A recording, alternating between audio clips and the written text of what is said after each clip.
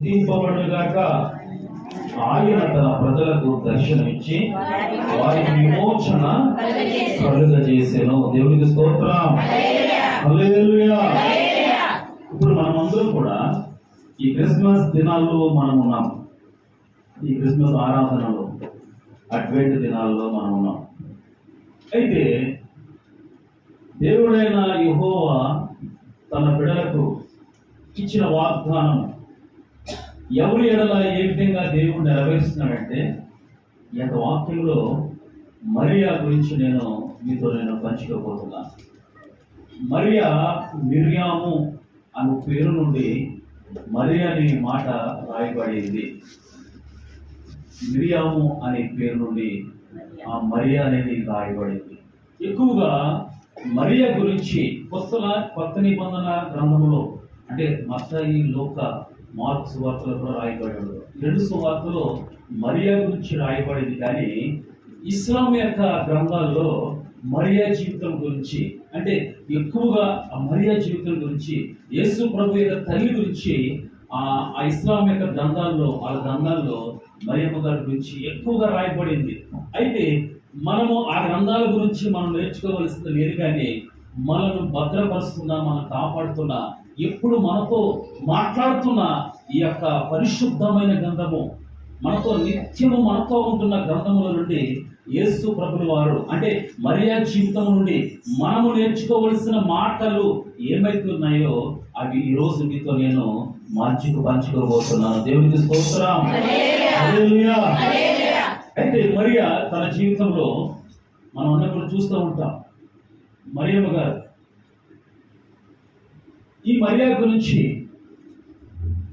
పాత నిబంధనలో ఎక్కడ రాయబడలేదు, ఈ కొత్త నిబంధనలోనే మాత్రమే రాయబడింది. అయితే ఈ యొక్క మరియా యేసేపుకు ప్రదానం చేయబడింది. యేసేపు ప్రదానం చేయబడిన తర్వాత దేవదూత గాబ్రియేలు దూత, అన్ని దూతలు కాదు, గాబ్రియేలు దూత, వర్తమానాన్ని అందించే దూత గాబ్రియేలు దూత వచ్చి మరియతో మాట్లాడింది. ఆ మరియతో మాట్లాడుతున్నప్పుడు ఒక మాట, దయా శుభము, దేవుడు నీకు తోడైనాడు, మరియా నీవు భయపడవద్దు అని దేవదూత మరియతో మాట్లాడుతుంది. అంతవరకు కూడా దేవదూత కానీ దేవుని యొక్క వాక్కు కానీ మలాకి గ్రంథం నుండి మత్తయి వరకు కొన్ని వందల సంవత్సరాలు అంతవరకు దైవ దర్శనము ఎవరికి కూడా కలగలేదు.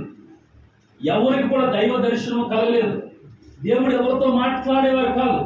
అదంతా కూడా ఒక చీకటి యుగము, ఒక చీకటి తరము, ఒక చీకటి దినాలు, ఒక భయంకరమైన దినాలుగా పోల్చి ఉన్నారు. కనుక ఇక్కడ ఏంటంటే, ప్రభువైన ఇశ్రాయేలు స్తుతించబడుగాక, ఆయన తన ప్రజలకు దర్శనమిస్తున్నాడు.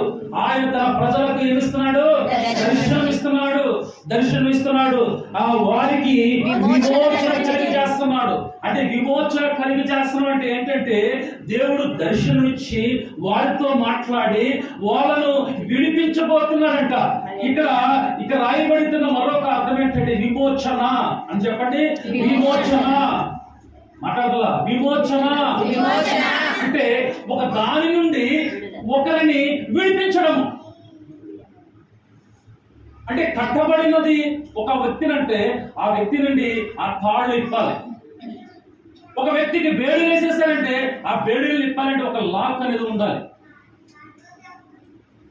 ఒక వ్యక్తిని బంధించాలంటే గృహంలో ఆ గృహం నుండి విడిపించడానికి ఆ గృహానికి తలుపు తీసి ఉండాలి, లేదంటే వేరే మార్గాల నుంచి ఆ వ్యక్తిని బయటికి తీసుకురావాలి. అలాగే ఒక వ్యక్తిని విమోచించాలంటే విమోచన, ఇశ్రాయేలుకు విమోచన కలగాలంటే, ఇశ్రాయేలును రక్షించాలంటే ఈ చీకటి తరం నుండి ఒక వెలుగు ఉదయించి వాళ్ళ చీకటిలో ఉన్నవాడు ఆ నిత్యమైన వెలుగులోకి రావాలంటే ఒక మహిమ స్వరూపమైన వ్యక్తి రావాలి భూమి మీదకి. ఆ చీకటి అంతా కూడా పరాచడానికి, ఆ చీకటి అంతా కూడా ఆ వెలుగుగా మార్చడానికి ఒక నీతి సూర్యుడు ఈ భూమి మీదకు ఉదయించాలి. ఆ నీతి సూర్యుడు రావడం ద్వారా మరణ ఛాయలో ఉన్నవారు, మరణ ఛాయలో ఉన్నవారు, ప్రాణ భయముతో ఉన్నవారు, మృత్యు భయముతో ఉన్నవారు, కుటుంబంలో గలిబిలితో ఉన్న వారికి గొప్ప విడుదల నా దేవుడు ఇవ్వబోతున్నాడంట కదా. నా దేవుడికి స్తోత్రం. హల్లెలూయా. ఒక తల్లి, ఒక కన్యక ఈ యొక్క దర్శనము కొరకు, ఈ యొక్క వాక్యము కొరకు, ఎందుకంటే ధర్మశాస్త్రంలో రాయబడింది కొన్ని వేల సంవత్సరాల కొరకు, కొన్ని వందల సంవత్సరాల గురించి మీకా, మలాకి, యెషయా, ఇర్మియా ఇలా గ్రంథాల్లో యేసుక్రీస్తు ప్రభువు వారి గురించి ఇలాగ కూర్తే ఆది కాలంలోనే యాకోబులో నుండి ఒక నక్షత్రము ఉదయిస్తుందని మొదటి నుండే యేసుక్రీస్తు ప్రభువు వారి గురించి రాయబడింది. ఆయన అంటాడు కదా, నేను నా కొరకు రాయబడిన ప్రకారము లేఖనాల్లో మీ యొక్క గ్రంథాల్లో మీ మోషే నా కొరకు రాయించాడు కనుక నేను రాయబడిన దాని గురించి రాబోతున్నాను, నేను రాసిన దాని గురించి ఈ లోకానికి రాబోతున్నాను. ఎందుకంటే ఎందుకొరకు రాయబడిందంటే ఆదాము నుండి చేస్తున్న పాపములు, ఆదాము నుండి వస్తున్న అతిక్రమములు, ఆదాము జీవితం నుండి ప్రారంభమైన మరణము, ఆ మరణం నుండి విడిపించాలంటే, ఆ మరణంలో నుండి లాగాలంటే, ఆ పాపపు ఊబిలో నుండి తీయాలంటే పాపము లేనివాడు, పాపమును ఎరిగినవాడు, పాపం అంటే తెలియనివాడు, ఒక పరిశుద్ధుడు, ఒక నీతివంతుడు ఈ భూమి మీదకు రావాలి. ఆయన వస్తే మాత్రమే ఈ లోకమంతటికి విమోచన కలుగుతుంది. ఆయన వస్తే మాత్రమే ఈ లోకమంతటికి గొప్ప రక్షణ కలగబోతుంది. ఆయన యొక్క రక్షణ కొరకు, ఆయన యొక్క విమోచన కొరకు ఒక రక్షకుడు పుట్టబోతున్నాడు, ఒక విమోచకుడు రాబోతున్నాడు అని కొంతమంది కన్యకులు ఎదురు చూస్తున్నారంట. కొంతమంది కన్యకులు ఎదురు చూస్తున్నారంట. అయితే అందరి దగ్గరికి దేవుని యొక్క గాబ్రియలు దూత రాలేదు. అందరి దగ్గరికి దేవుని యొక్క వర్తమానం పంపలేదు. అందరి దగ్గరికి ఈ వాక్యము వారికి తెలియదు. పరిశుద్ధుల దగ్గరికి, పవిత్రురాల దగ్గరికి, యథార్థవంతురాల దగ్గరికి ఆ వాక్యము వచ్చింది. ఆ గాబ్రియలు దూత వచ్చింది. దేవుని సన్నిధిలోని, దేవుని ముఖాంతరం దగ్గర నుండి దేవునికి దగ్గరగా ఆయన యొక్క స్వభావములను, ఆయన యొక్క ఆలోచనలను అన్ని ఎరిగిన గాబ్రియలు దూత వచ్చి దేవుని యొక్క మాటలను మరియకు తెలియజేస్తుంది. అప్పుడు మరియా, ఆయన దయాపాత్రాల నీకు శుభము. చదవండి వాక్యాన్ని, చెప్పండి. ఎక్కడ ఉందమ్మా? 1:28. శుభము, ప్రభువు నీకు తోడై ఉన్నాడని చెప్పెను. ఆమె ఆ మాటకు బహుగా తొందరపడి ఈ శుభవచనం ఏమిటో ఆలోచించుకుంటుండగా దూత మరియా భయపడకము, దేవుని వలన కృప. చూడండి, మరియా భయపడుతుంది. ఎప్పుడైతే కొన్ని సంవత్సరాల నుండి ఏ దర్శనము గాని, ఏ దేవదూత గాని, ఏ ప్రత్యక్షత గాని రాని సందర్భంలో దేవుని దూత వచ్చి మరియాతో మాట్లాడుతున్నప్పుడు ఏమి దేవుడు నా ద్వారా నా చేయవలసిన కార్యం ఏమిటని తను బహుగా భయపడుతుంది. ఆ భయంతో ఉన్నప్పుడు మరియాతో దేవదూత అంటుంది, మరియా నువ్వు భయపడవలసిన అవసరం లేదు, నువ్వు దేవుని కృపను పొందావు, నువ్వు దేవుని యొక్క ప్రేమను పొందావు అని దేవుని గురించి చెప్తుంది. అయితే ఇక్కడ దేవదూత దేవుని యొక్క కృపను పొందావు అంటే అప్పుడు మరి అనుకోవాలి, నాకేదో పరలోక సంబంధమైన ఆశీర్వాదం ఏదో నా దగ్గరికి వచ్చేస్తుంది, పరలోక సంబంధమైన దీవెన ఏదో నా దగ్గరికి వచ్చేస్తుంది, నా నిందలన్నీ కూడా కొట్టివైపోతాయి, నా అన్ని కూడా పెరిగిపోతాయి, నా ఆస్తి అంతా కూడా వృద్ధి అయిపోతుంది, నా బంధువులందరూ కూడా నన్ను ఎంతో గౌరవిస్తారు, నా బంధువులందరూ కూడా నన్ను తల మీద పెట్టుకుంటారు, లేదంటే ఎత్తైన స్తంభం మీద నన్ను పెడతారని అనుకోలేదు మరియా. ఇలా అనుకునేవారు ఎవరంటే మానవులు, మనమే. దేవదూత మాట్లాడితే, దేవుడి దగ్గర నుంచి వర్తమానం తీసుకొస్తే, అమ్మా నీకు ఏం కావాలి అంటే నాకు చాలా కావాలని ఇంత బారు డిమార్ట్లో బిల్లు కొట్టారు సరే, ఇంత కొడతారు, అంత బిల్లు వస్తుంది మన దగ్గర. ఇదిగో దేవదూత ఈ బిల్లు అంతా చదువుకుని ఇవన్నీ చేసే నా కొరకు, నా పిల్లల కొరకు, నా కొరకు ఇవన్నీ కూడా చేసే అని మనం మాట్లాడతాం. అది మనిషి యొక్క స్వభావం. దేవుడి ప్రేమను కానీ దేవుని వాక్యమును కానీ కైకొన్న వారు ఈ లోక సంబంధమైన ఆలోచన గురించి ఆలోచిస్తూ ఉంటారు. వారి ఆలోచన అంతా కూడా ఇహలోక సంబంధమైన ఆలోచన. అలాంటి ఆలోచనలు ఆ తల్లిగారు లేరు. ఆ మరియా ఇహలోక సంబంధమైన ఆలోచన తనలో లేవు. తను ఎంత యథార్థవంతురాలు, ఎవరికి దక్కని ఒక దర్శనము, ఎవరు పొందుకోని ఒక దర్శనము. దేవదూతే వచ్చి తనతో సంభాషిస్తుందట, తనతో మాట్లాడుతుందంట. ఆ మాట్లాడుతున్నప్పుడు ఆ స్వభావం ఏమిటో తెలుసా? అప్పుడు దాకా కూడా మానవులతో మాట్లాడే ఎన్ని రోజులు అలా కన్యత్వంతో ఉంటావు, ఎవరినో కొన్ని పెళ్లి చేసుకోవచ్చు కదా, ఇంకెన్ని రోజులు చూస్తూ ఉంటావు, అలా మాట్లాడచ్చు కదా, ఇలా ఉండొచ్చు కదా అనే అనేక మాటలు మరియకు చెప్పే ఉంటారు.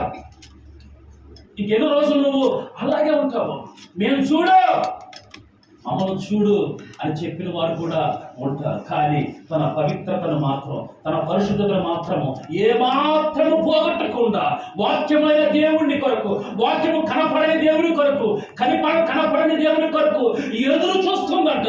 అందుకని వాక్యం ఉండదా, ఎవరైతే ఆయన కొరకు ఎదురు చూస్తారో నూతన బలము పొందుతారంట. అందుకే మరియా ఒక నూతనమైన బలము పొందుకుంది, ఒక నూతనమైన శక్తిని పొందుకుంది, ఒక నూతనమైన అభిషేకాన్ని పొందుకుంది. అప్పుడు ఆ దేవదూత మాట్లాడుతున్న మాటలకు ప్రత్యుత్తరం ఏమిస్తుందో తెలుసా? ఇదిగో నేను నీ మాట చొప్పున జరుగును. ఎవరండి నీ మాట చొప్పున జరుగును అని మాట్లాడేది? ఎవరు కూడా మాట్లాడలేరు. అది మనుషులు ఎవరు కూడా మాట్లాడరు. అది మనిషి స్వభావం కలిగిన ఎవరు కూడా నీ మాట ప్రకారమే జరుగునని మాట్లాడలేరు. యేసు ప్రభు మాట్లాడాడు, ఇదిగో తండ్రి నీ చిత్తమే జరగాలి, నీ చిత్తం ఎలా ఉందో ఆ విధంగా నెరవేరాలి. అది నాకు క్షేమం ప్రభా, అదే నాకు మంచిది ప్రభా, ఆ చిత్తాన్ని నెరవేర్చడానికి కదా నేను ఈ లోకానికి వచ్చి ఉన్నానని దేవుడు యెహోవా దేవుడితో తన తండ్రితో మాట్లాడుతున్నాడు. ఈ మరియా ఏం చేస్తుందంటే తను తాను దేవునికి అర్పించుకుంది, తను తాను దేవునికి సమర్పించుకుంది. ఇదిగో నువ్వు దేవుని కృప పొందావు అన్నారు. కృప ఏంటంటే మనము అర్హత లేని దాన్ని, మనం పొందలేని దాన్ని, మనకు ఇవ్వలేని దాన్ని, ఏ విషయంలో కూడా ఎవరు ఇవ్వలేని దాన్ని దేవుడు మనకి ఇచ్చేది కృప. కృపా కాలంలో మనం ఉన్నాము అంటే మనము కొన్నిటికి అర్హత మనకి లేదు, కొన్నిటికి మనము అర్హులము కాము. కానీ అర్హత లేని వారికి అర్హతనిచ్చేదే దేవుడి కృప. ఏ అర్హత మనకు ఉన్నదంటే ఏ అర్హత మనకు లేదు, కానీ అర్హులుగా చేస్తున్నాడు మన దేవుడు. అదే దేవుని యొక్క కృప.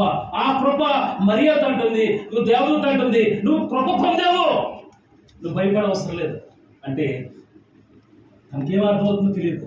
అయ్యో నేను ఇలాంటి పరిస్థితులు గుండా వెళ్తే నువ్వు కృప పొందావు, నువ్వు భయపడవద్దు అని దేవదూత మాట్లాడుతుంది. ఆ దేవదూత మరియ తప్ప ఎవరు ఆ సందర్భంలో లేరు. దేవుని యొక్క వాక్యం మరియ తప్ప వేరే వ్యక్తి కూడా ఎవరు లేరు. అలాంటి మాటలు పక్క వాళ్ళకి చెప్తే ఎవరైనా నమ్ముతారా? నమ్మరు. దేవదూత వచ్చింది, నాతో మాట్లాడింది, ఇదిగో నువ్వు దయాప్రాప్తురాలు, నీకు శుభము, నీకు మేలు కలుగుతుంది అని కొన్ని మాటలు చెప్పింది. ఏంటి ఆ మాటలు? ఇదిగో నువ్వు కన్యకవు కదా, నీ గర్భమున ఒక బాబు పుట్టబోతున్నాడు, ఒక కుమారుడు పుట్టబోతున్నాడు, ఆయన జీవన విధానం ఈ విధంగా ఉంటుంది అని చెప్పినప్పుడు తనను ఎంతమంది నిందించే ఉంటారు, తనను ఎంతమంది హేళన చేస్తూ ఉంటారు.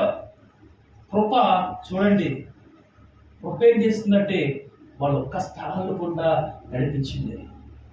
కృప వారి యొక్క కష్టాలు వాళ్ళని వెలివేసేశారు, వారి కుటుంబం అంతా కూడా ప్రత్యేకించేశారు. ఇదిగో మా వంశీస్తులు, మా వంశంలో నువ్వు ఉండడానికి అర్హులు కాదు,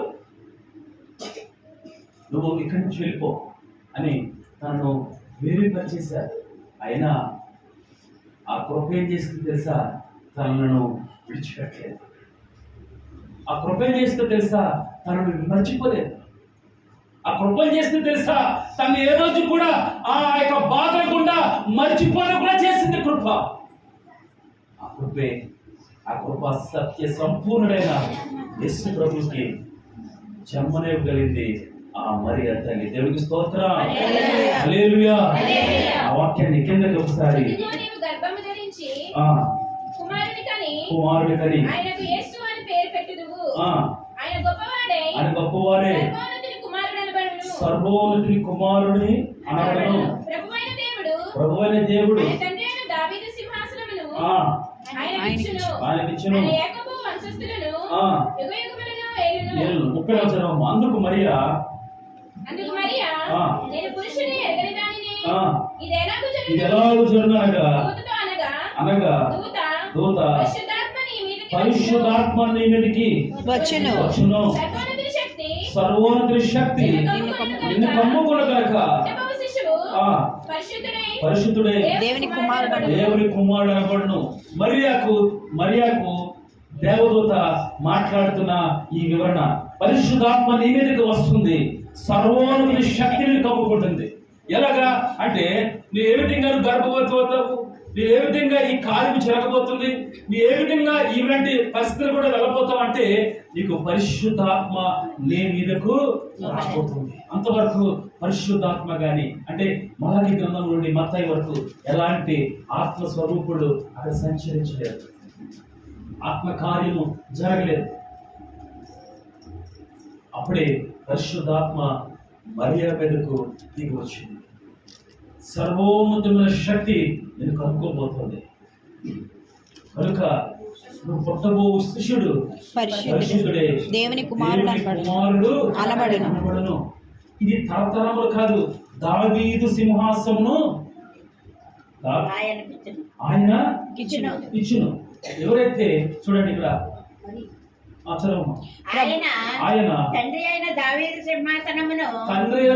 సింహాసనమును ఆయనకిచ్చును. ఎవరి సింహాసనం ఇస్తాడంట? తండ్రి అయిన దావీదు సింహాసనాన్ని ఆయనకి ఇస్తున్నాడంట. అయ్యో అనుకుంటున్నప్పుడు మరి అనుకుంటది, దేవుడు నాయనలా ఇలాంటి ఉన్నతమైన ప్రణాళిక కలిగి ఉన్నప్పుడు, ఇలాంటి ఉన్నతమైన తలంపులు కలిగి ఉన్నప్పుడు, ఇలాంటి ఉన్నతమైన ఆలోచన కలిగి ఉన్నప్పుడు, ఇదిగో దేవదూత వచ్చి నువ్వు కృప పొందావు కదా, ఇదిగో నీకు కలగబో కార్యాలన్నీ కూడా ఈ విధంగా ఉంటే చెప్పింది కదా అంటే ఈ సారాంశం ఏమైందని తను తలపోసుకున్నప్పుడు నాకు అర్థమవుతుందంట, ఇదిగో నువ్వు మామూలుగా ఆలోచిస్తే మాత్రము, మనిషి రూపుగా ఆలోచిస్తే మాత్రము ఈ కార్యములు జరగవు, కానీ పరిశుద్ధాత్మ నీ మీదకు రాబోతుంది. పరిశుద్ధాత్మ శక్తి నీవు పొందుకోబోతున్నావు. సర్వోన్నతమైన మహిమ నీ మీదకు రాబోతుంది కనుక నువ్వు మామూలు కాదు, నువ్వు మామూలు వ్యక్తువు కాదు. అంతవరకు నువ్వు మామూలు వ్యక్తిగా ఉండొచ్చు. ఎప్పుడైతే నువ్వు పరిశుద్ధాత్మ శక్తి నీ మీదకి రాబోతుందో, ఒక అభిషేకం నీ మీదకి రాబోతుందో, నువ్వు సాధారణమైన వ్యక్తువు కాదు, అభిషేకించబడిన రాలు, అభిషేకింపు పొందిన ధన్యురాలు. ఎందుకంటే నీలో నుండి ఒక సింహాసనం వేలడానికి, ఈ లోక పాపములను, ఈ లోక శాపములన్నీ కూడా తుడిచివేయడానికి ఒక పరిశుద్ధుడు నీ గర్భమున పుట్టబోతున్నాడు. మరియా నువ్వు భయపడవసరం లేదు అన్నప్పుడు దేవుని వాక్యాన్ని నెరవేర్చడానికి, దేవుని మాటలు నెరవేర్చడానికి ఈ యొక్క భార్యాభర్తలు ఇద్దరు కూడా ఎన్ని శ్రమలు పొందారు చూడండి, ఎన్ని బాధలు పొందారు చూడండి. ఎవరికి కూడా ఏ ఊరు పొందని శ్రమలన్నీ కూడా ఈ యొక్క యవ్వన దంపతులే పొంది ఉన్నారు. అలాగే యేసేపు కూడా దేవదూత దర్శనం ఇచ్చింది. యేసేపుతో కూడా అదే గాబ్రియలు దూత మాట్లాడింది. ఈ వాక్యంలో చదువుతున్నప్పుడు కొన్ని విషయాలు మనము నేర్చుకోవాలి. మరియా జీవితంలో నుండి ఎంత తగ్గింపు జీవితం అని చూడండి. దేవుని వాక్యం వెలువడుతున్నప్పుడు, దేవదూత వచ్చి మాట్లాడుతున్నప్పుడు దేవదూత మాటలకు తను లోబడిపోయింది. అంటే దేవుని మాటలకు తల వంచింది. అది బాధాకరమైన మాటే, అది దుఃఖకరమైన మాటే, అది ఒక నిందను వేసే మాటే.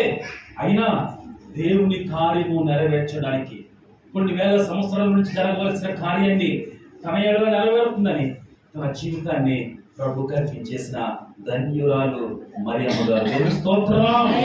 హల్లెలూయా.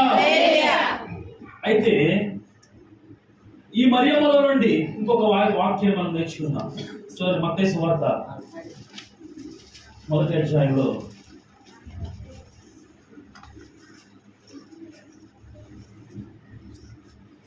18వ వచనం, మొదటి వచనం. ఆయన తల్లి అయిన మరియా ఆ. యోసేపునకు ప్రదానము చేయబడిన ప్రదానము చేయబడిన తరువాత వరేకము కాకమును ఆమె పరిశుద్ధాత్మ వలన ఆ. గర్భవతిగా ఉండెను. ఆమె భర్త అయిన యోసేపు నీతిమంతుడయ్యుండి ఆ.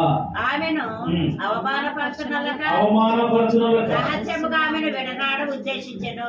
చూడండి ఇక్కడ యేసుక్రీస్తు ప్రభువారి యొక్క తల్లి శ్రమల విధానం వారి ఏకము కాకమునకు పరిశుద్ధాత్మ వలన గర్భవతిగా ఉండెను. ఆమె భర్త అయిన యోసేపు నీతిమంతుడై ఉండి ఆమెను అవమానపరచునలక రహస్యముగా ఆమెను విడనాడ ఉద్దేశించెను.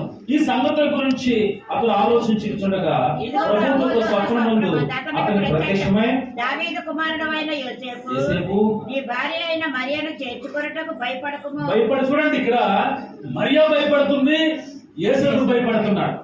మరియా భయం ఒక విధంగా ఉంది, యేసేపు భయము ఒక విధంగా ఉంది. ఈ ఇద్దరు కూడా భయపడుతూ ఉన్నారు.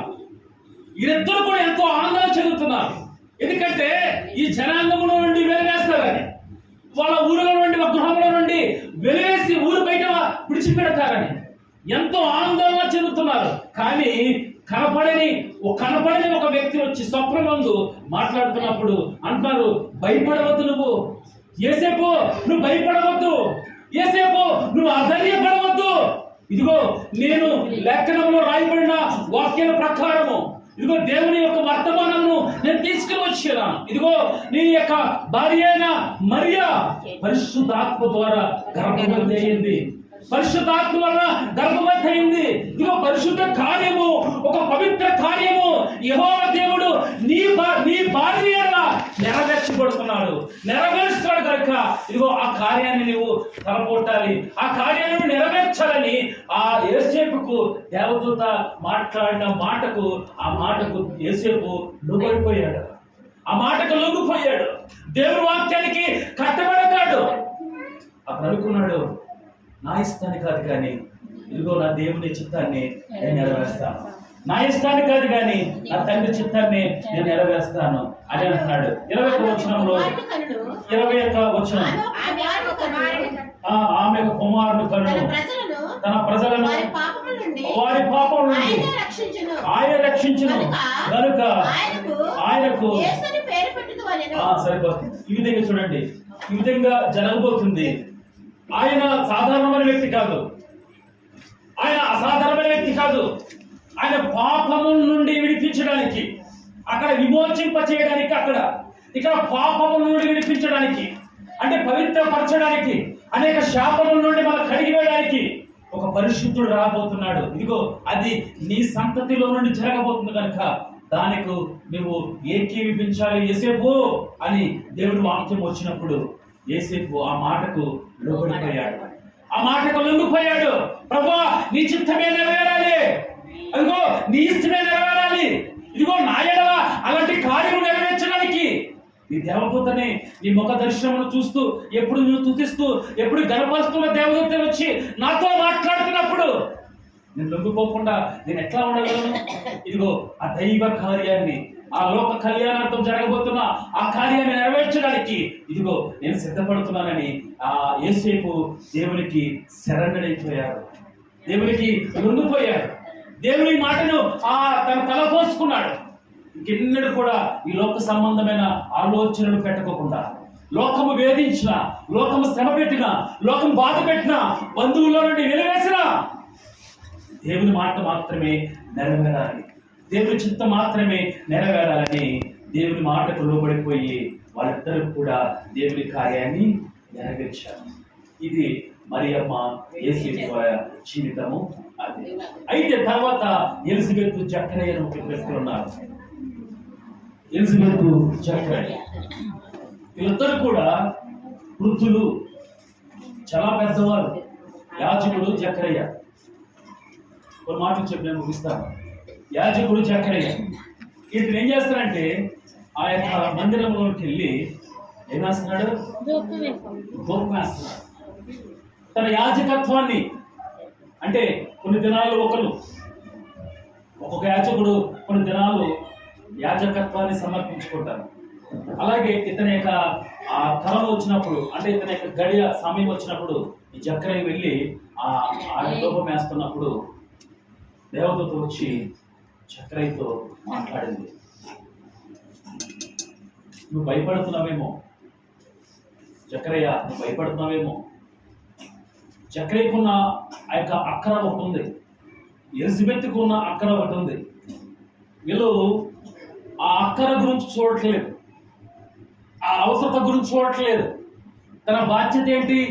ఆ దేవుని యొక్క బలిపీఠం దగ్గరికి వెళ్ళి ఆ యాజకత్వ పరిచర్యలో తన దినదినము దాంట్లో గడుపుతూనే ఉన్నాడు. కానీ వాళ్ళకు ఒక లోటు అనేది ఇక్కడ కనబడుతుంది. కానీ ఆ లోటు గురించి ఎన్నడూ కూడా వాళ్ళు ఆశిస్తలేదు, ఆ లోటు గురించి ఎన్నడూ కూడా వారు చూడట్లేదు. వారి యొక్క పని ఏంటి? దేవుని పని నెరవేర్చడమే, దేవుని పని నెరవేర్చడమే వాళ్ళ పని. కానీ దేవదూత ఏం చేసిందంటే వీళ్ళ యొక్క యాజకత్వాన్ని చూసి, వీళ్ళ యథార్థతను చూసి, వాళ్ళకు ఉన్న అవసరత ఉంటున్నది. అదేంటంటే వాళ్ళకి కుమారులు లేరు, పిల్లలు లేరు.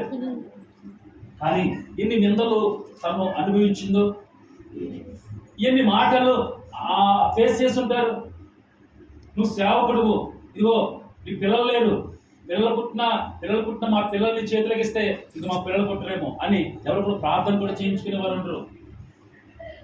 తను కొట్టాలని వేధిస్తూ ఉండేవారు.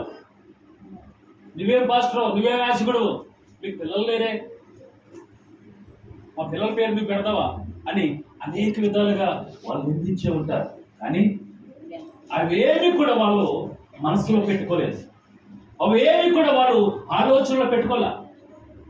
వాళ్ళకి ఒకటే ధర్మం, వాళ్ళకి ఒకటే ప్రణాళిక, వారికి ఒకటే ఆశ. మా దేవుడు ఏదో రోజున మా స్థితిగతులను మార్చగలవాడు. ఇదిగో మేము ఆరాధిస్తున్న దేవుడు, ఇదిగో ఈ రాళ్ళ నుండి మనుషులు కూడా పుట్టించగలవాడు.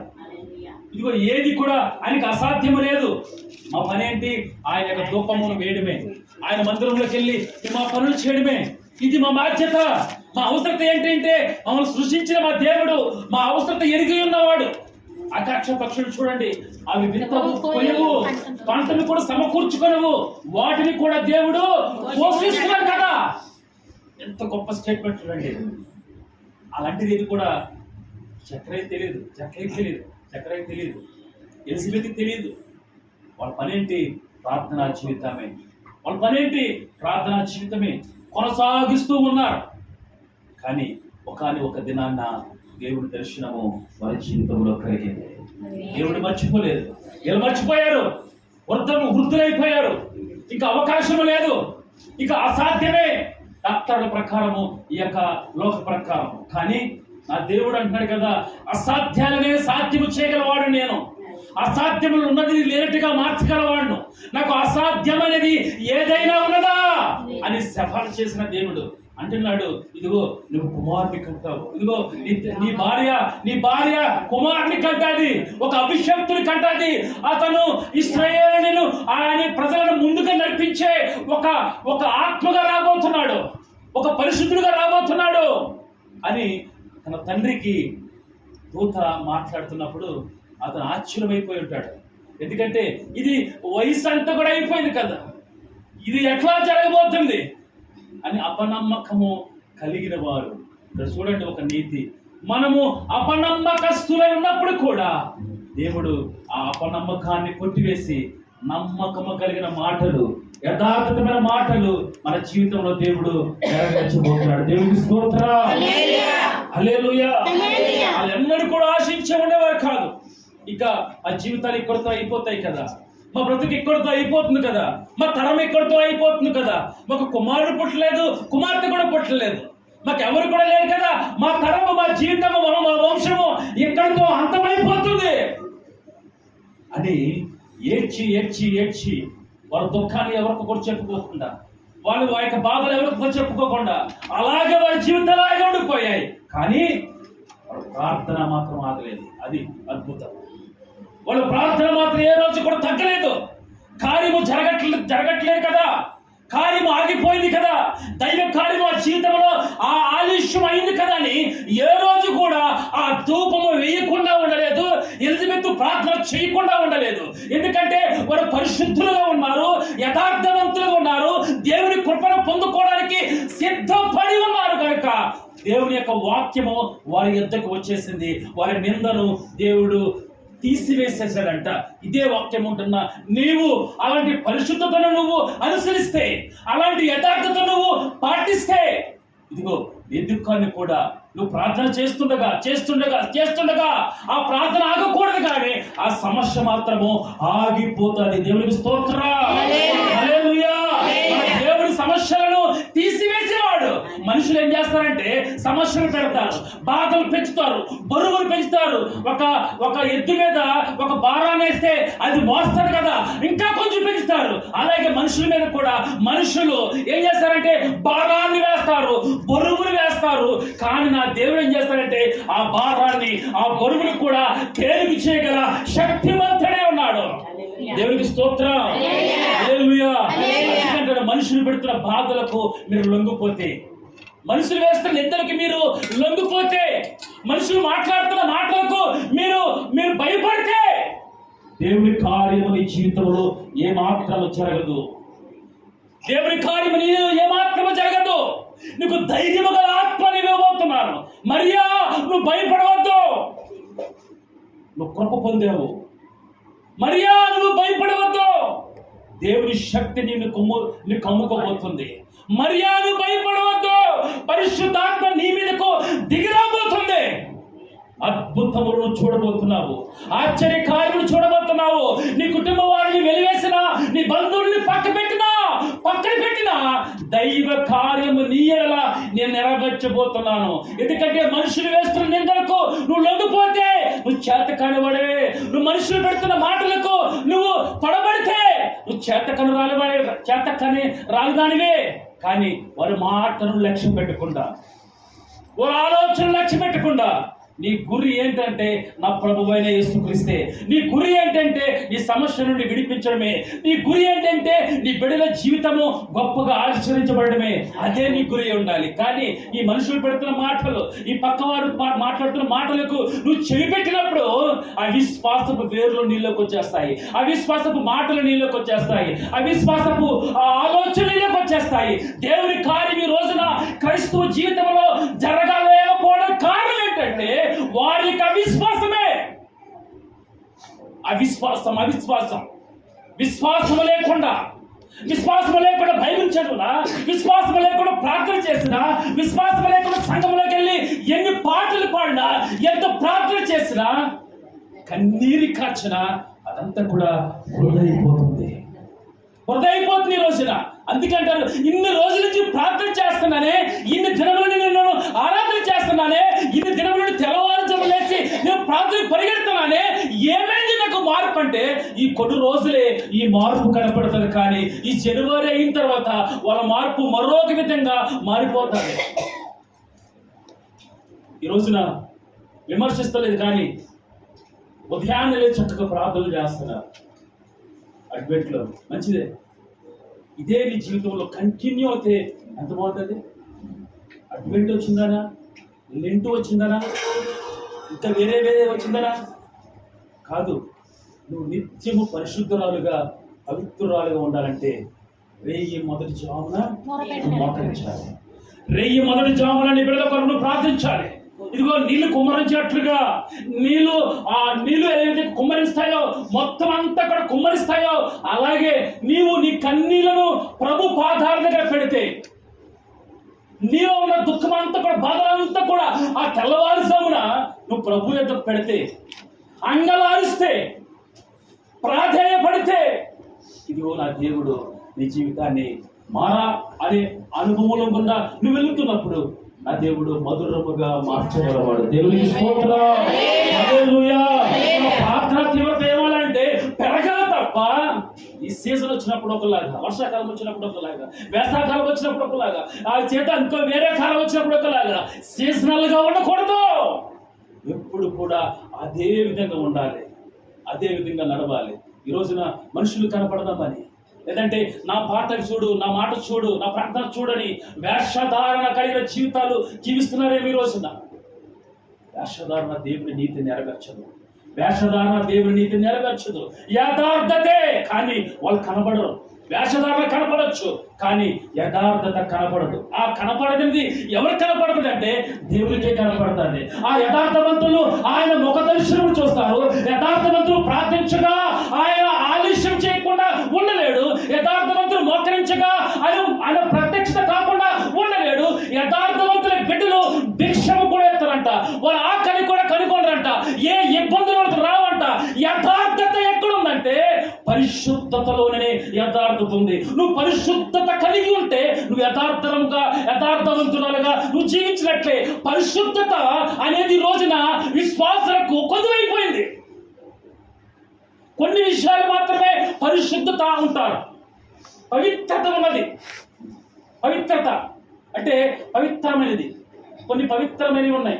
అవి ఎలా అంటే కొన్ని పవిత్రమైనది, జంతువుల్లో పవిత్రమైనది, ఆ యొక్క పొలాల్లో పవిత్రమైనది, అపవిత్రమైనది ఉన్నది. పవిత్రతకు పరిశుద్ధతకు ఏం తేడా ఏంటంటే పరిశుద్ధత అనేది నువ్వు ధరించుకున్నట్లయితే, పరిశుద్ధత అనేది నువ్వు పొందుకున్నట్లయితే, పరిశుద్ధత అనేది నువ్వు అనుభవిస్తున్నట్లయితే అది నేను ఏం చేస్తుందంటే నిత్యత్వంలోనికి నేను నడిపిస్తూ ఉంటాను. దేవుని స్తోత్రం.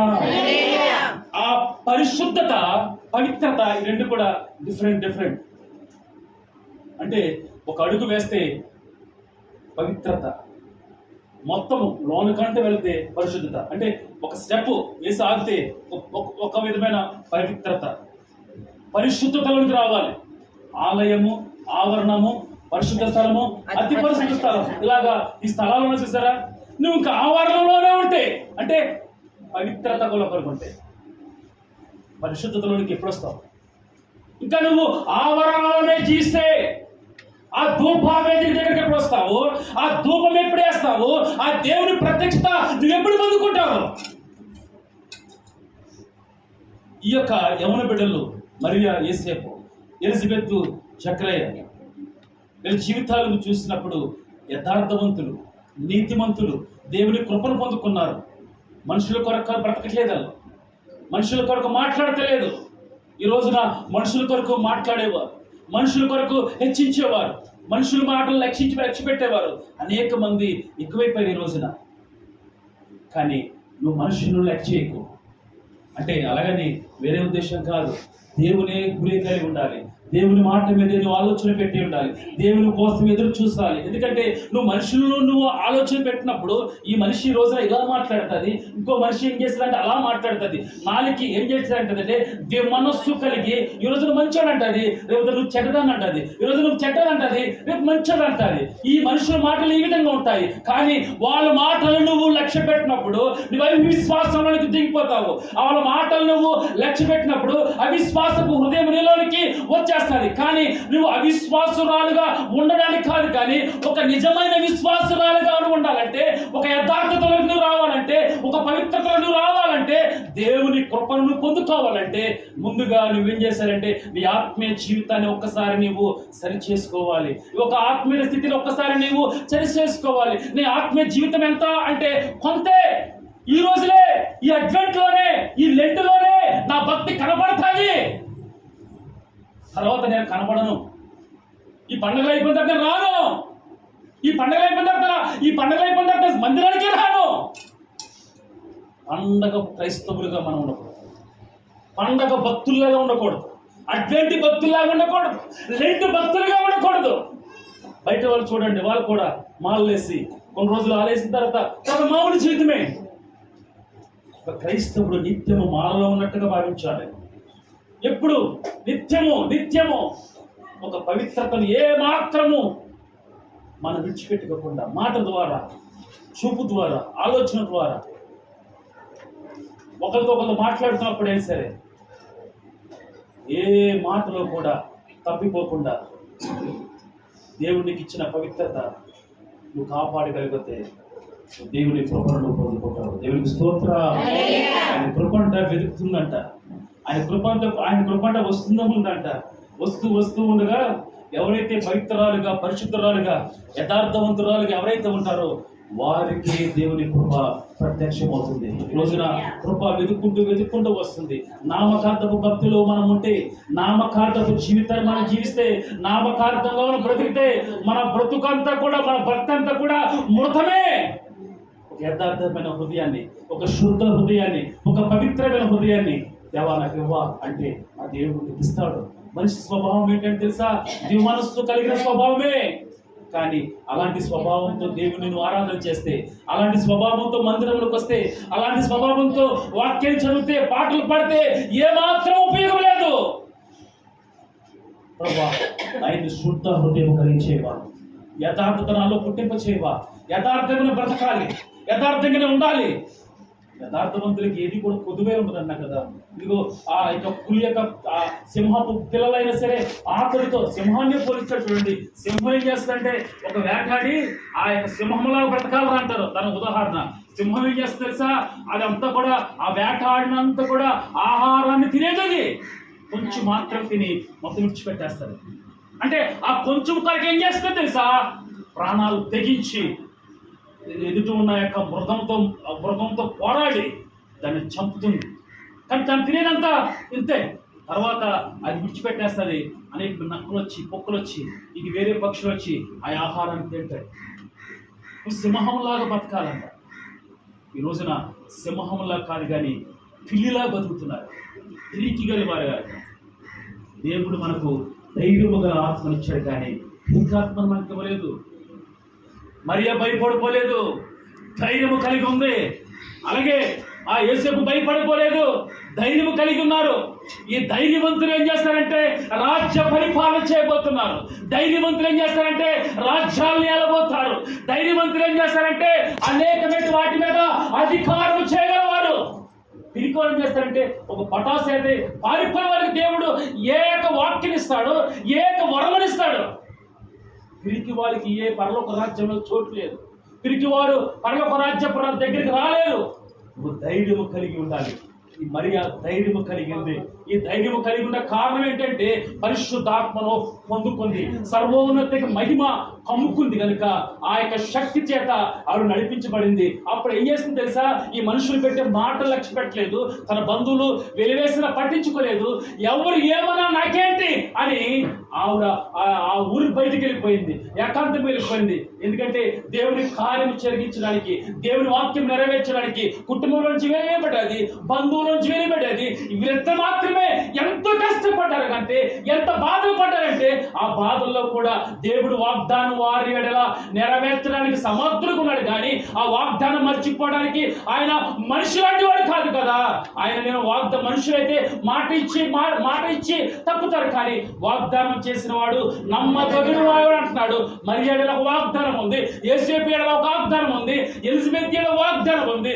నీ ఎడల కూడా ఈ యొక్క డిసెంబర్ మాసంలో ఒక వాగ్దానం ఉంది. ఏంటంటే నువ్వు భయపడవద్దు. ఇస్తున్న వాగ్దానము భయపడవద్దు. ఈ రోజున మనిషి అనేక విధాలుగా భయపడుతూ ఉన్నారు. భయం పడడం మంచిదే, కానీ ఏ భయం వచ్చి నువ్వు పడుతున్నావు? రెండు రకాల భయం వదులుతున్నాను. ఏ రకమైన భయము, ఏ రకమైన భయం చేత నువ్వు భయపడుతున్నావు? ప్రాణ భయము, ఇంకొకటి ఈ యొక్క మనుషుల గురించి భయము, ఇంకా అనేక విషయాలు భయపడుతూ ఉంటారు. కానీ నువ్వు భయపడని అవసరం లేదు. ఇదిగో నిన్ను భయపెట్టే పరిస్థితులు కొన్ని నీ ఎదురుకు రావచ్చు, కానీ నువ్వు భయపడద్దన్న వాడు ఎవరో తెలుసా? నిన్ను సృష్టించిన నీ సృష్టికర్త. నీ తల్లి కాదు, నీ తండ్రి కాదు, నీ బంధువులు కాదు. ఎన్నో తన స్వరూపంలో ఉన్నది, తన హస్తాలతోటి నిన్ను సృష్టించిన వాడే అంటారు కదా. నువ్వు భయపడవద్దు. దేని గురించి నువ్వు భయపడుతున్నావు? ఏ సమస్య గురించి నువ్వు భయపడుతున్నావు? ఏ మాటల చేత నువ్వు భయపడుతున్నావు? ఏ నిందో వేస్తున్న భయపడుతున్నావు? నువ్వు గురి ఉంచవలసింది ఏంటంటే నీకు ఇచ్చిన వాగ్దానము, నీకు ఇచ్చిన వాక్కు కనుక నువ్వు గురి ఉంచాలి. కానీ నువ్వు మనుషుల గురించి, మనుషుల వైపు చూసినప్పుడే ఈ భయాలు కలుగుతాయట. మనుషులకి ఎప్పుడు భయం కలుగుతుంది తెలుసా?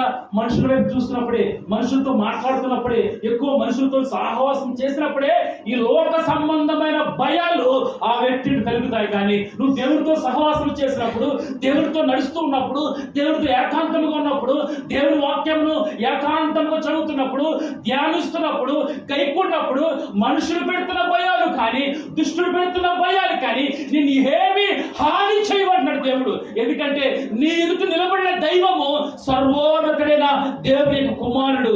ఆయన ఏం చేస్తాడంటే నీ మీదకి వస్తున్న ప్రతి భయాన్ని ఆయన మొదటిగా ఆయన ఎదుర్కోబోతాడు. ఆయన యొక్క కాపుదల్లో నీవు, నేను, మన కుటుంబాలు ఉండబోతున్నాయి. మరి ఈ వాక్యం ఏంటన్నా నీకు ఒక మాట చెప్తాను. ఏ రకమైన భయం చేత నువ్వు భయపడుతున్నావు? మరియా, ఎలిజబెత్ ఈ యొక్క కుటుంబాల గురించి మనం జ్ఞాపకం చేసుకున్నాం. వాళ్ళకి ఒక్కొక్క విధమైన భయాలు వాళ్ళు వెంబడిస్తున్నాయి. కానీ ఈ రోజున మనుషులుగా మనం ఉన్నాం కదా, మనకి ఏదో ఒక భయము, అనారోగ్య భయము, ఆర్థిక సంబంధమైన అప్పుల కొరకు భయము, ఇదిగో ఏదో ఒక భయము మనను వెంబడిస్తూ ఉంటుంది. కుమారుల కొరకు భయము, వాళ్ళ పెళ్ళిళ్ళ కొరకు భయము, పిల్లల పొట్టలేని భయము, ఏదో ఒక భయము మనలను ఆవరిస్తూ ఉంటుంది. కానీ నా దేవుడు అంటాడు, ఆ భయపడవలసిన అవసరము లేదు. ఎందుకంటే నువ్వు ఏ భయము నీకు కలగకూడదు. ఎందుకంటే నేను రాబోతున్నాను, నీ భయముల నుండి విడిపించబోతున్నాను అంటే ఆయన ఎప్పుడో 2000 సంవత్సరాల క్రితమే ఆయన ఈ లోకానికి వచ్చేసారు. కానీ ఆ వాగ్దానం ఇంకాను నీలో నెరవేరింది. ఆయన నీలోనికి రావాలని చూస్తున్నాడు. నీలోనికి నా ప్రభు వస్తే నీకు ఏ విషయంలో నువ్వు భయపడవలసిన అవసరత లేదు. ఎందుకంటే ఆ భయం ఏం చేస్తా తెలుసా? ఆయన నీలోనికి వచ్చినప్పుడు ఆ భయము పారిపోతుంది. ఆ భయము చూడండి, నీ ఇంటిలోనికి చీకటి అయినప్పుడు ఒక టార్చ్ చేసినప్పుడు ఆ చీకటి ఎక్కడికి వెళ్ళిపోతుందో కూడా మనకు తెలియదు.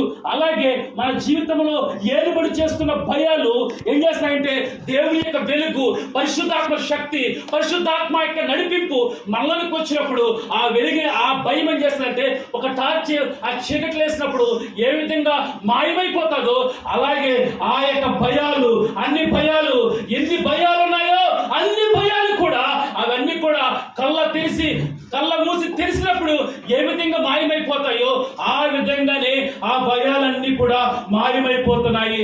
మన ఎడల చేతులెత్తి దేవుని స్తోత్రం చెప్తాం గట్టిగా.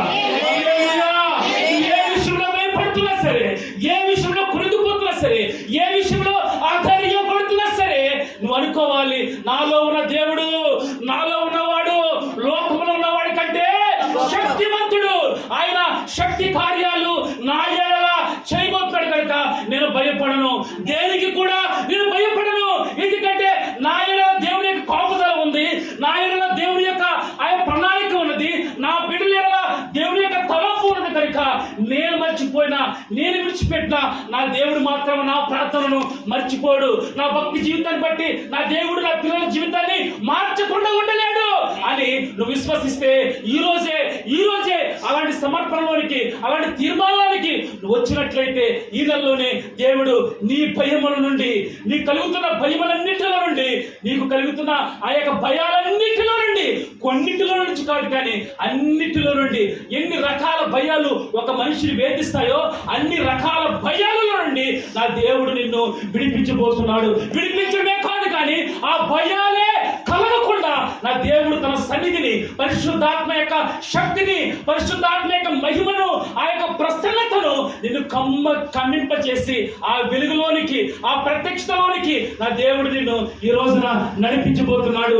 అటు నడిపింపు నాకు కావాలి ప్రభువా, అటు భయముల నుండి నన్ను విడిపించాలి నాయన అని నువ్వు ఒక తీర్మానానికి వస్తే ఆ దేవుడు ఈ రోజే ఆ కార్యాన్ని చేయబోతున్నాడు. కనుక ఈ వాక్యం ద్వారా దేవుడు నీతో మాట్లాడితే మోకరించు. ఉన్న స్థలంలోనే ముసుగు వేసుకొచ్చిన ప్రార్థన నువ్వు చేయగలిగితే ఆ దేవుడు ఈ రోజే నీ కలిగిన భయములన్నిటిలో నుండి ఇటు తప్పించిపోతున్నాడు, నిన్ను విడిపించబోతున్నాడు, నిన్ను విమోచింపజేస్తున్నాడు. కనుక ఆయన సాధారణమైన వ్యక్తి కాదు, ఆయన మనిషి అంటే స్వభావం కలిగిన వాడు కాదు.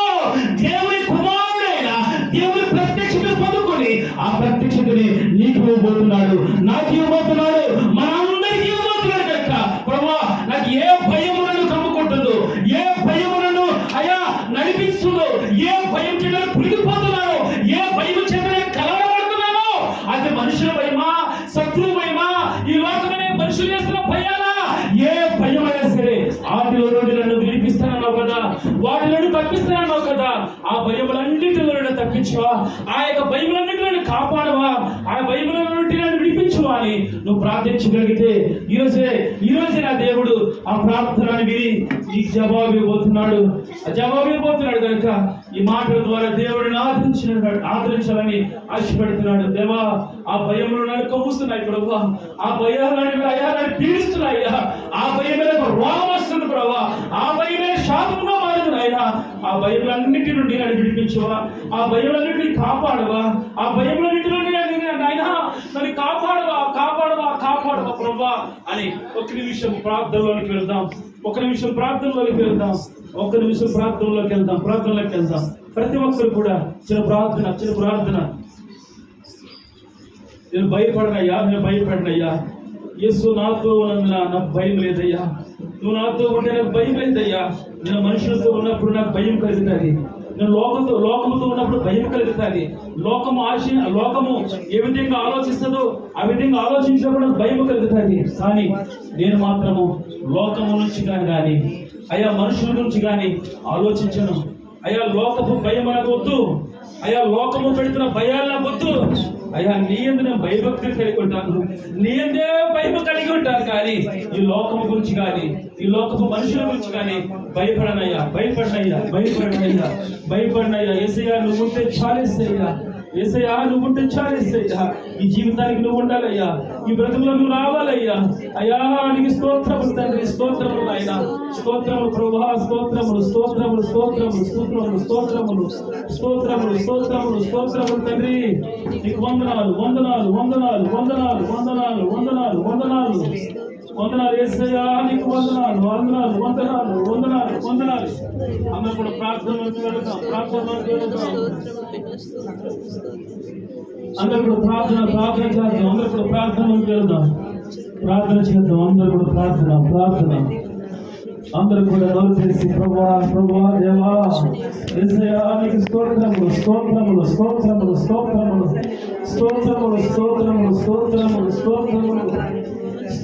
తండ్రి. నీ ముఖము మనోహరము, నీ స్వరము మాధుర్యము. అందరూ కూడా ప్రార్థన. నీ పాదాలు అపరంజిమయము, నీ ముఖము మనోహరము, నీ స్వరము మాధుర్యము, నీ పాదాలు అపరంజిమయము. ఆయన పాదాల దగ్గర నువ్వు ప్రార్థించగలిగితే, ఆయన పాదాలు పట్టుకుని నీ స్థితిగతుల గురించి నువ్వు ఏడ్చగలిగితే, ఆయన పాదాల దగ్గర నువ్వు కూర్చుని కొన్ని నిమిషాలు కొన్ని గంటలు గడపగలిగితే, ఇదిగో మార్తా మరియా వారి జీవితాల గురించి నువ్వు చదివే ఉంటావు. ఏది ఎన్నుకుంటున్నావు, ఏది ఉత్తమమైనది, ఏది ఆయనకు ఉపయోగకరమైనది, ఆయన పాదాల దగ్గర ఉండాలి. అయ్యా నీ ముఖము మనోహరం ఆయన, అయ్యా నీ స్వరం మాధుర్యమయ్యా. నువ్వు నా తోడు ఉండాలయ్యా, నీవే నా తోడు అవునయ్యా, నువ్వు నా తోడే ఉండాలయ్యా. యేసయ్యా ఒకసారి జ్ఞాపకం చేసుకో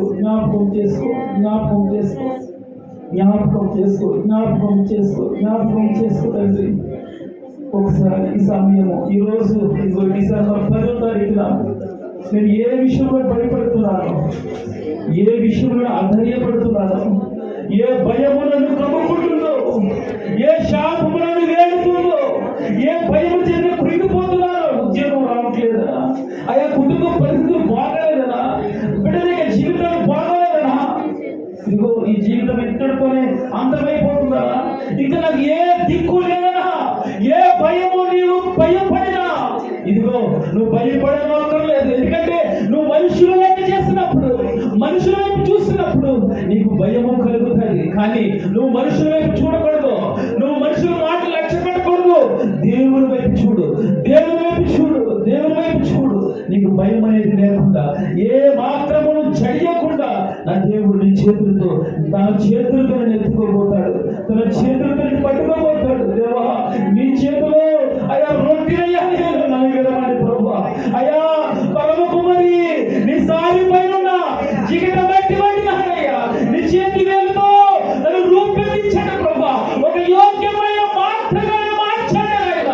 ఇదిగో డిసెంబర్ మాసం వరకు వచ్చేసాను, జనవరి మాసం కూడా రాబోతుంది, ఒక నూతన సంవత్సరం రాబోతుంది. ఇక నా బ్రతుకు పాతదిగా ఉంటే, నా బ్రతుకు ఇంకా పాతగా రోతగా ఉంటే ఏ మాత్రం ఒక నూతన సంవత్సరంలో ఏ ఉపయోగం లేదు.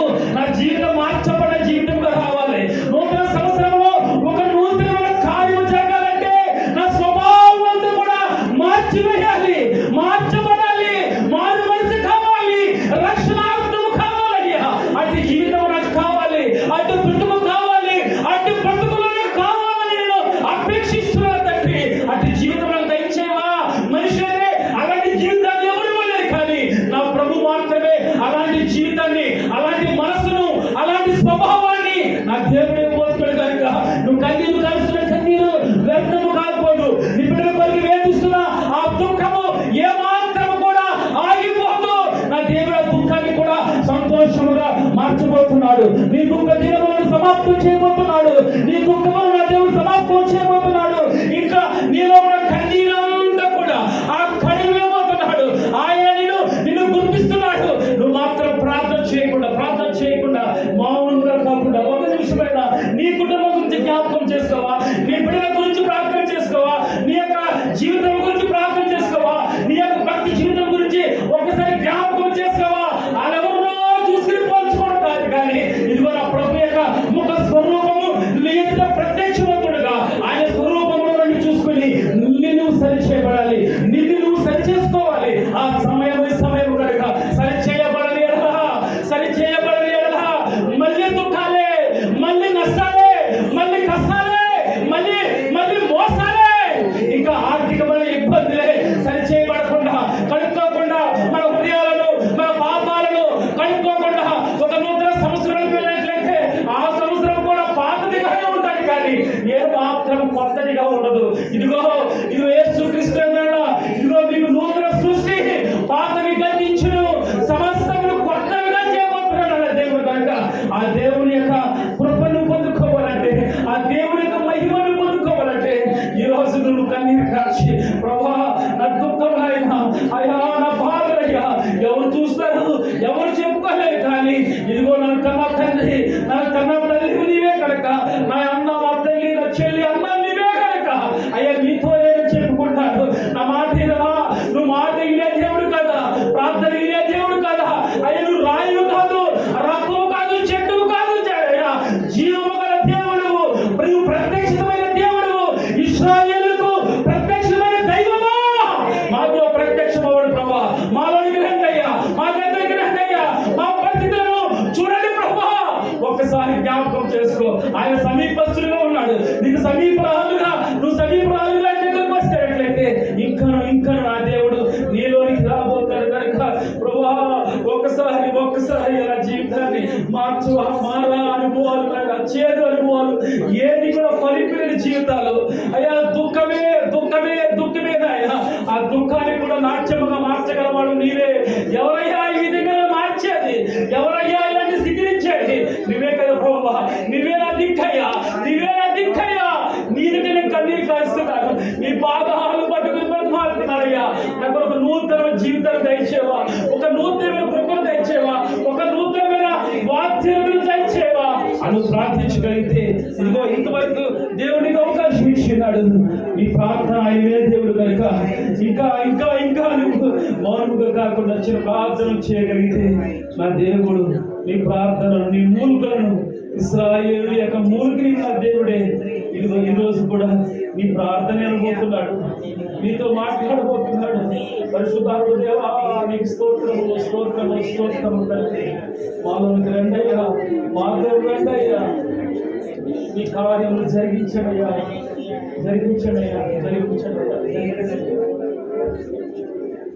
ఈ సంవత్సరంలో అయ్యా నీకు దగ్గరగా జీవిస్తాను. ఈ సంవత్సరంలో అయ్యా నేను నీకు దగ్గరగా ఉంటాను. ప్రార్థిస్తాను అయ్యా ఉదయాన్నే లేచి అయ్యా నీ పాదాలు పట్టుకుంటాం నా బిడ్డల కొరకు. ఉదయాన్నే లేచి నా బిడ్డల జీవితం కొరకు అయ్యా నా కన్నీరు నాయన నీరవలేవు నాయన అయ్యా నేను పడివేస్తాను అయ్యా, కుమ్మరించుకుంటాను, ఆ హృదయాన్ని కుమ్మరించుకుంటాను. అయ్యా నా జీవితాన్ని కడగవా, నన్ను పవిత్రపరచువా, పరిశుద్ధపరచువా అయ్యా, నీతిలోనికి నడిపించువా, యథార్థంలో నడిపించువా ప్రభువా. ఒకసారి జ్ఞాపకం చేసుకో ప్రభా, జ్ఞాపకం చేసుకోండి పరిశుద్ధ, ఒకసారి జ్ఞాపకం చేసుకోండి అయ్యా, జ్ఞాపకం చేసుకోండి ప్రభా. చిన్న ప్రార్థన చేసుకొని ఈ కోరికను మనము ముగించుకున్నాం. ప్రతి ఒక్కరు కూడా హృదయాంతరంలో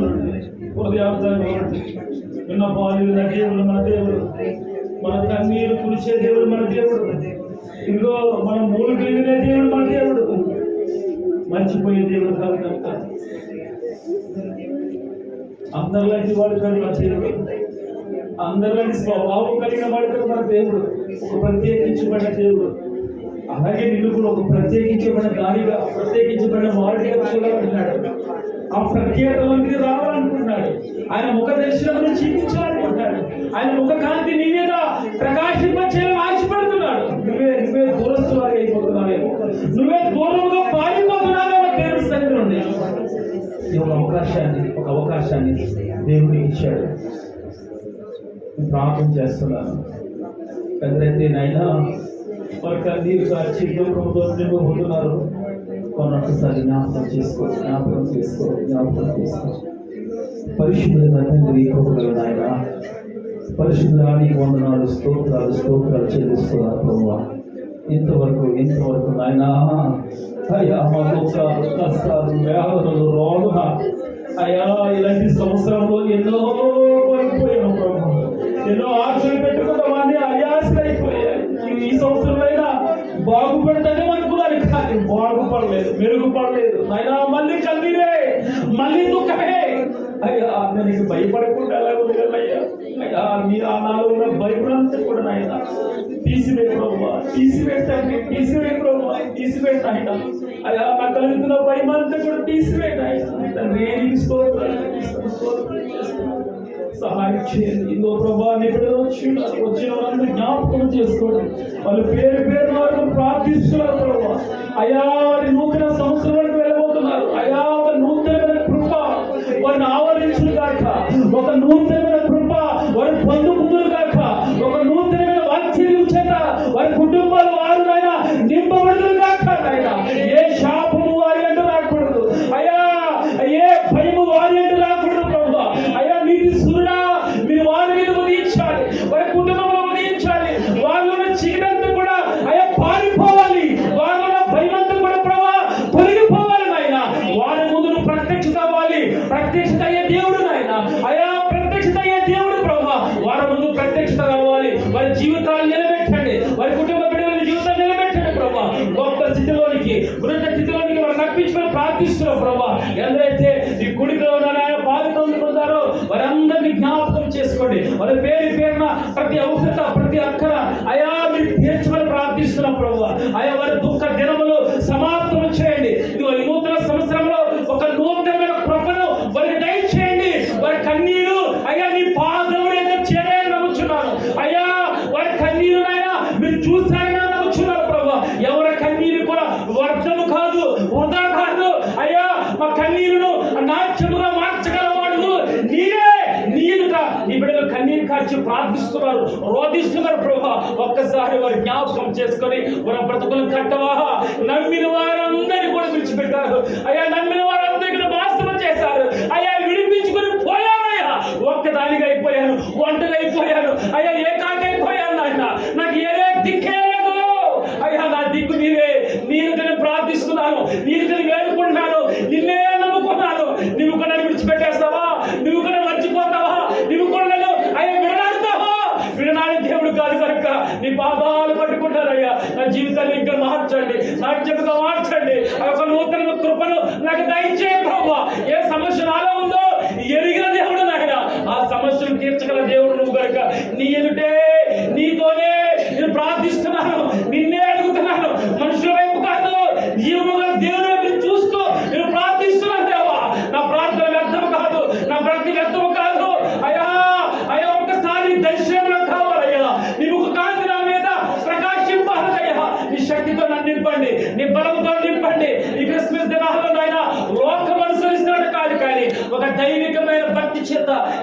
పూర్ణలోనికి రావాలి. అట్టి కృపలకు దయచేయండి, అట్టి స్థితులకు దయచేయండి, అట్టి నడిపింపులకు దయచేయండి, అట్టి వారికి కూడా సహాయం ఇచ్చేయండి ప్రభావ. ఒక నూతన కృపతో నన్ను నింపి అయ్యా 2020 సంవత్సరానికి నన్ను నడిపించమని ఘనత మహిమ ప్రభావాన్ని పొందుకోమని యేసు క్రీస్తు నామములో అడిగి వేడుకుంటున్నాను తండ్రి. ఆమేన్. సర్వలో